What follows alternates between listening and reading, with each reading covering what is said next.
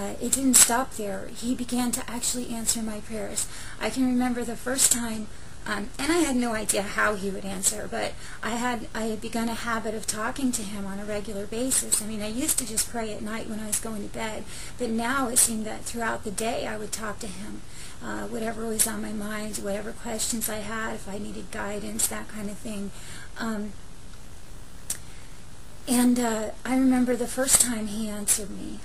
I had been reading Genesis. You know, they told me to read the Bible, but they didn't say start in the New Testament, and they probably should have. But I began reading in the Old Testament. You know, you start a book at the beginning, right? So I was reading about Sarah and Abraham, and I was really confused by the fact that although Abraham had taken his maid, Hagar, to try to have a child through her, the God hadn't said anything about that being wrong, and I didn't understand. So I was like, God, why is that? Why didn't you say anything? And how come you didn't show them it was wrong or whatever, or something along those lines?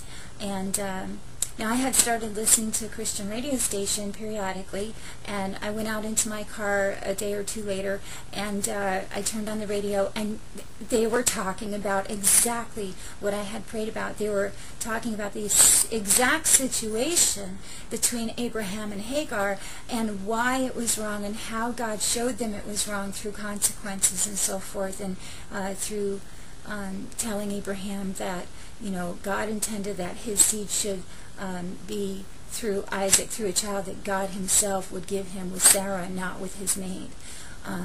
I guess it was acceptable back in those times to have more than one wife, or to have a concubine or whatever, so it wasn't necessarily wrong in that sense. But it was wrong in the sense that God had promised a child through Sarah, and Abraham was trying to, to make it happen by himself in his own way. After years of waiting on God, I guess, and not having that it hadn't seen it come to pass yet. But when I got in the car and turned on the radio and heard that, my jaw just dropped. I could not believe it. I mean, in all the years before I came to God, I had prayed many, many times, and I never got an answer through the radio or otherwise. I mean, just period, no answers. So this was absolutely incredible to me. So that's how I came to God, and I began to grow by reading His Word. And,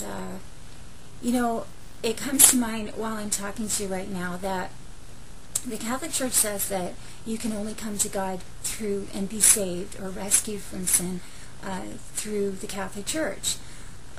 So there may be some of you watching this video right now that are Catholics, and you're probably wondering, well, how do you know if it was God's Spirit? Maybe it was the devil that, you felt his power or something. Maybe the devil's involved in your life now. Well, the reason I know is because it's the fruits of the Spirit that's working that you have to look at.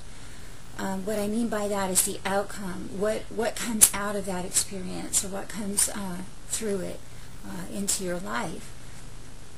Well, before this happened to me, I had been involved in New Age practices. I'd been involved in Ouija boards and seances and all kinds of stuff that the Bible forbids, which I wasn't aware that it forbid. I had had supernatural experiences on the opposite side of things as a result of that. So I already had another spirit working in my life.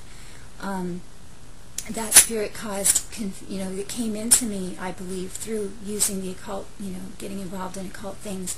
As a matter of fact, and this may freak you out, but please don't let it freak you out. I'm afraid you're going to just turn off the video.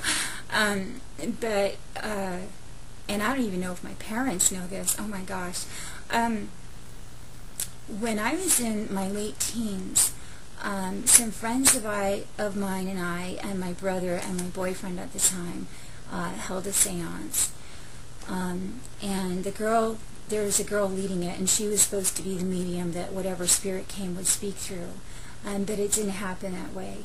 A spirit spoke through me, and it was a guy's voice. I don't remember that part. I remember the door slamming, though. I do remember vaguely somebody speaking through me, but I was not as completely aware and alert of what was going on around me it was like something took over. And it was so shocking to people that my boyfriend actually broke up with me as a result of it. So, I mean, there were other things going on too. It wasn't just that, but that really freaked him out. So I had another spirit working in and through my life, and I can tell you that later on I got set free from that thing. When I went to Bible college after I was about a year old in the Lord, and it's sad that it took that long for anybody to see this thing in me. I had actually seen it one day when I walked by a mirror. I could see it in my eyes, and it kind of freaked me out. So I shrugged it off. I said, no, there's nothing there. I didn't want to face the possibility, even though I saw it. So anyway, when I was in Bible college, I had been praying for someone, and I was seeing things in the spirit. And what that means is you've got your eyes closed, but you're not asleep, you're not dreaming or anything, and you actually see a picture. God brings a picture to your mind, and you see it with the eyes of your spirit, not with your physical eyes. And that happened to me while I was praying for this guy. And so I was really confused. I didn't know what to think. I thought, is this God? Is it me? Is it the devil? I was just kind of freaking out. So I was praying, and I said, God, I really need somebody to pray over me. But something else that the Spirit had done was cause me to be extremely introverted and afraid of people, to the point where if somebody was whispering, it had to be about me. If somebody was laughing, they were laughing at me. I was extremely paranoid about people. I had my feelings hurt at one point, but the Spirit really exaggerated it inside of me and caused me to withdraw into myself. So even though I really needed prayer, and I was asking God to, for somebody to pray over me, as I began to come out of the chapel, there was a guy standing around the opening of the door, well, not right next to it, but several feet away, praying for people, and he had a small group around him, and he was praying over them one at a time. And I started to walk around them and out the door because of my fear of people, even though I wanted desperately to be prayed for. And God must have pointed me out to him, because he gently grabbed my arm and he said, hey, come here, let me pray for you. And he immediately prayed for me, even though there was somebody else ahead of me in the line. And when he did, God showed him a line of witchcraft in my family. Now, my mother would probably argue that there is no witchcraft in my family. However, the first vision I had, which was not from God, when I was young, I was probably about 8 years old, at a fake seance of all places, I had a vision. And when I went home and told my mother about it, it was of a woman coming out of a house, an old-fashioned house with black wrought iron fencing around it, and a cement courtyard, and the girl was dressed old-fashioned, pale skin, long black hair, and an old-fashioned gown. And when I told my mother about this, she had me describe the house to her, and she's like, oh my God, that's Elizabeth's house. And I said, well, who's Elizabeth? And she told me that she'd been having recurring dreams about this house and this woman, Elizabeth. And then my mom said something to me about being the seventh daughter of the seventh daughter and having psychic abilities because of it. So you can see right there, psychic abilities doesn't come from God. That's demonic. That's from Satan and from being involved in the occult and witchcraft and that sort of thing. So he saw this line of witchcraft in my family, and then he saw the spirit of confusion in me, and he told it to come out. Now, when he told it to come out, I actually felt a little puff come up out of my head, just like this little cloud thing came out of me. And you could say maybe that was imagination, but the results after that were incredible, because I didn't know I had any kind of confusion in me, but it was like a fog in my mind, and I didn't realize it was there until it was gone. So I must have had it most of my life, or at least since I was very young. Just to give you an example of the effects of this thing, it clouds the mind in a really strange way. It makes your focus is odd compared to normal.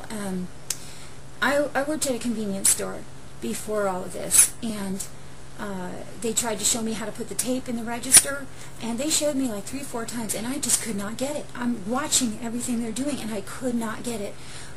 After this thing was kicked out of me, and after I got out of Bible college, I went and worked at a convenience store for a brief time, and I put the tape in the register without anyone showing me. So that goes to show you the information was in my head somewhere, but I couldn't access it before that. It's hard to explain, but it's almost like sometimes you're in the background and this thing is in the foreground of your life, and it has a little bit of control. Now you can, you're mostly in control, but there are times when it has more, is more in the foreground. I don't know how else to explain it, but anyway, my point is that I had supernatural experiences on the opposite side of things, other spirits working in my life.